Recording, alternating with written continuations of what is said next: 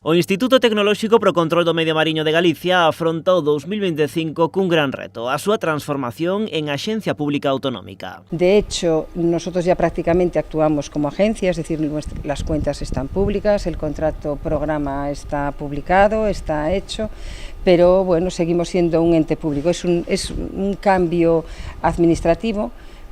Yo creo que a efectos de trabajo, evidentemente vamos a tener que dar el mismo servicio que estamos dando, porque y como agencia pública autonómica todavía máis. Segundo a directora do Intecmar, este cambio podería estar completado a finais deste ano ou xa ao longo do 2026. Covadonga Salgado tamén marca como unha prioridade un mellor aproveitamento das instalacións. Hai que ir adaptándose a las normativas que vayan saliendo, hai que ir implementando la compra de equipos.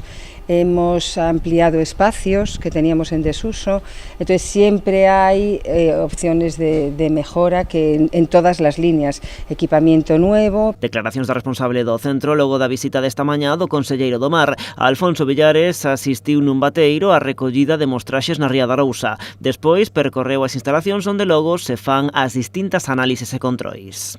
Centro de referencia, polo tanto, onde garantizamos a seguridade alimentaria dos nosos produtos, dos produtos galegos do mar, tamén, sin dúda ninguna, tamén con apartados e con xente destinada tamén para mirar a propia sanidade animal, tamén para estudiar calquer posible contaminación marítima, incluso tamén para emerxencias. A verdade é que son máis de 70 técnicos que están a traballar aquí no Intecmar. A visita ao Intecmar tivo lugar antes de que este mediodía o conselleiro se reunise con patróns maiores da Ría da Arousa pola situación que atravesa o sector marisqueiro. Un encontro que tivo lugar a petición dos responsables dos pósitos que reclaman á Xunta que actúe con urxencia logo de cifrar en 47 millóns de euros as perdas do sector dende o ano 2021.